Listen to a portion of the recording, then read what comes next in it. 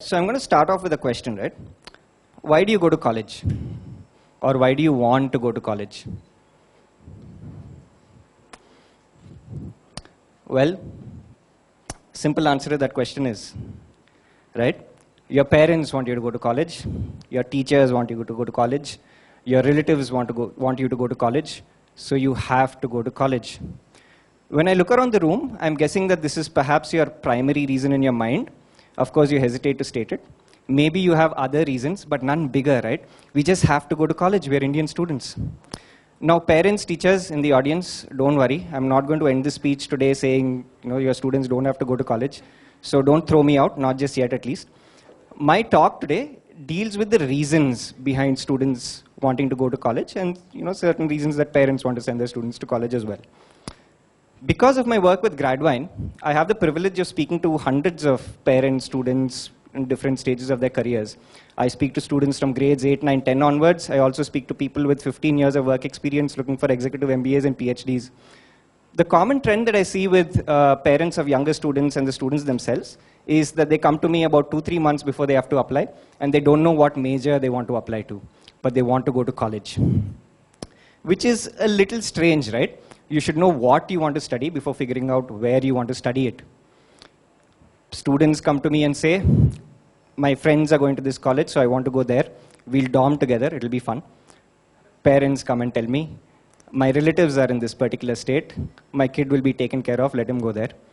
A common question I'm getting nowadays is, will this course be easy? Will my kid be able to cope? All valid reasons, but should this be your biggest reason for going to college? Perhaps not. It almost seems like we are treating this whole college-going process like a chore, like a duty. It's something that we have to do. My friends in the audience, going to college is a privilege. It's a privilege that not everybody has. It's an opportunity for you to explore your interests. Gone are the days when you have to be only an engineer or a doctor or do something you're not interested in. You can still do something that you're deeply interested in that is greatly exciting to you and still make a very, very valuable career out of it where you're making a ton of money. But for you to do that, you have to put yourself out there and explore. Have the right conversations and explore all the different realms of possibility. Now, this is difficult to do, but it's the right way to do it. So, where is all this coming from? Why am I giving you all this gyan at this point in time? It is because of my own journey and a series of mistakes that I made, right? So, first of all, who am I and why should you listen to me?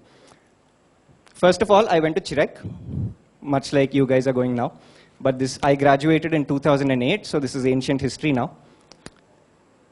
After that, I went on to do my mechanical engineering and then did my master's at Dartmouth College, which, as you'd know, is an Ivy League school. While I was at Dartmouth, I was recognized as a Conrady's Distinguished Fellow, and I was funded for an entire year by the faculty and the students there to come up with a scalable entrepreneurial idea.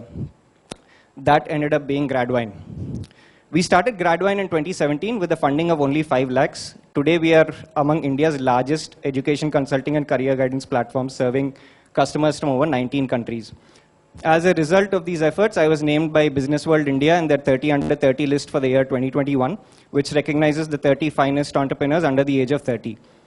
Gradwine was also awarded as India's best career guidance platform at the Times Business Awards hosted by the Times of India last year. Most importantly, however, my last Instagram reel got 70,000 views. And this, I'm told, is my crowning achievement. In fact, the number of congratulatory messages I got after that far exceeded all the messages I received for all my previous achievements, so I'm incredibly proud of that. Jokes apart, I'm also a mechanical engineer, and that is one of my biggest regrets. It was not all bad, though. I met my wife while I was at college, and she's sitting in the audience, I hope, somewhere. So it was not all bad news, but those 4 years were a result of a big mistake. I went with the flow, right? Let's go back to an earlier time, a very different CHIREC. I was an unremarkable student in all respects. I never scored well. I was never particularly naughty. I was very quiet. My idea of going to school was not getting into trouble and slipping under the radar, doing everything in the most convenient way possible. One fine day, a very, very cool math professor of ours came to class, and he told us, you know, during parent-teacher conferences, when I complain to parents that their kid is naughty, they don't feel that bad because they were naughty themselves when they were younger.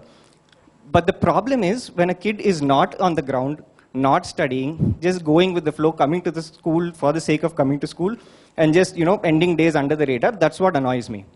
And right from the back of the class, you know, one of my classmates shouts, like Sreekar, right? And that hurt. That day, I took a profound decision, a decision that would define my life. I decided that I was going to be naughty and I was going to create a mess in the class. Because that's the rational decision a 13-year-old should take, right? Did not end well, because by nature, again, I'm somebody who doesn't like to get into trouble. But this effort made me fail 7th grade math. And that happened when I was here. I remember my dad looking at the report card that evening with a smile on his face, almost like in 7th itself. Like, why 7th grade? And he told me, you know, you're probably the first in our family history to fail 7th grade math. Now, in hindsight, I don't think this is true, but that's a whole different topic. But he told me one thing. He said, listen, I don't expect you to top the class. Don't worry about it. But I know you're not stupid enough to fail. So please try harder. And try harder I did, my friends. After that, I started committing my second mistake. I was only focused on the term end exams. Grades, grades, grades, grades, grades. Because that's all mattered, right? I went with the flow. I started scoring well. And of course, the time came, the critical time in 10th grade, where we have to decide what subjects to take in 11 and 12, and then figure out what we have to do in college. We used a very scientific method at that point in time. We went for another test, the psychometric or the aptitude test, right? And I was fully focused on doing well on that test. Trust me, on the day of that test, my mind was working so well and I was in such a good mood that if you let me lose, I would have put out a research paper on fluid mechanics on that day, seriously. I did very well on the test. The results were very good. It said, your son is very bright. He has great quantitative aptitude. He should become an engineer. We were all celebrating at home. No, mera beta engineer banega. That's a big day. We were all very happy. Interestingly, another friend of mine was in a particularly bad mood on that day because he lost to Brock on Pokemon Blue the previous night or something. I don't know if you guys play that. He did badly on the test, right? And the results came out, and then it said, iska kuch nahi hoga. He has to do arts. His parents were very upset. They didn't feed him for a week. You know, today he's a chartered accountant. So much for not having quantitative aptitude, right? So coming back to my story, we decided that we have to do engineering. There's a small matter of what branch of engineering to pick because they're all the same, no? Doesn't make a difference. We used another very scientific method. We consulted all my uncles. So one of my uncles came along. I don't even know why we took advice from this person. And he said, do mechanical engineering. It is evergreen. At that point in time, that made so much sense, no? It is evergreen. In hindsight, when you come to think of it, what is that even supposed to mean, evergreen? Is it a song? It's studies we are talking about. To add fuel to the fire, another cousin of mine came along. He said, do mechanical engineering, boss, it's easy. It's not, right? Trust me. I don't speak to the guy till date. Of course, I loved cars. I still do. So, you know, it's an easy subject. It's evergreen. I love cars. What could go wrong? Let's do mechanical engineering, right? My friends, for the 4 years of engineering, I looked at an engine for precisely 2 weeks, right?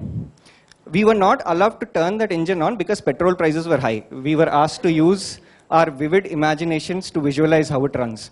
I think with today's petrol prices, they won't even let you imagine it. Considering the amount of donation I paid, that was unacceptable, but that's a whole different discussion. I spent the better part of my 4 years analyzing how rods and beams bend when they're poked with different pressures at different points. That was what I was studying for a large part of my time. But I scored well, because that's all that matters, right? What else matters? Finally, the time came to do a master's degree, and of course I have to do a master's degree. I'm an Indian kid. All Indian kids do a master's degree. What do we do a master's degree? Mechanical engineering, because it's convenient. Why put too much thought? Fortunately, at that point in time, when I was around the 3rd year of my engineering, I made my first decision backed by common sense. I spoke to someone doing a master's in mechanical engineering, and I asked him, how many cars have you worked with in the last 2 weeks? When I got that answer, I decided enough is enough. I'm going to do something that I'm interested in. I can't go through 2 more years of this. Fortunately, during my time at college, I had one experience which was very profound. I organized a model UN conference. Of course, 10, 12 years ago, when a lot of you students in the audience were 2 or 3 years old, it was still a novel concept. Now you have so many. I couldn't care less about what the delegate of Argentina thought about the economic crisis in Sri Lanka, to be very honest. But I loved organizing the conference. I loved marketing. I loved branding it. I loved setting up payment gateways to collect prepayments, which again was a challenge compared to the GPay era of today, right? I realized that I wanted a career at the conjunction of technology and entrepreneurship. And I was going to do a degree that was going to facilitate that. I found the engineering management degree, even though it was a complete shift from what I was doing thus far. And I spoke to my dad about it. And again, very, very supportive. The only request my parents had was go to a good college. And my friends, at that point, all the grades that I had accumulated till then helped me. So if you are thinking that the takeaway from this talk is grades don't matter, don't score well, I'm sorry to disappoint you. Please, grades will pay off at some point in time, but do it with a purpose. My 18 months at Dartmouth taught me more than what my 4 years of engineering, anything prior, could ever teach me, right? The Conradis Fellowship, where I was funded for a year, where I was interacting with professors from the business school and interacting with my friends from other top universities in the US, was completely transformative. In fact, one of these friends is my co-founder today. The review committee board, where I only listened to 2 sentences from the head of the review committee, Mr. George Conradis, who encouraged me to start Gradwine, that was the catalyst that made me do this, right? This is the power that a transformative and good college experience can have, my friends. It just takes one spark. But what if I went with the flow? What if I went on to poke beams as a mechanical engineering master's graduate? Perhaps I wouldn't be giving this talk to you today.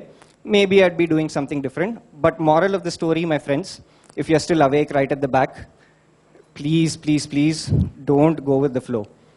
It is very, very convenient to focus only on the next 3 months, to only tick some boxes, to only do things because somebody is telling you to do them, right? But if you don't put yourself out there, if you don't have conversations, if you don't explore possibilities, and if you don't delve into the unknown and make yourself that little bit uncomfortable, you are going to miss out on a world of possibilities. Like I said at the beginning of my speech, it's no longer just doctor, engineer. There's a whole world of opportunities where you can balance passion and practicality. Did you know that people who take physics, chemistry, and math in grades 11 and 12 don't necessarily have to become engineers?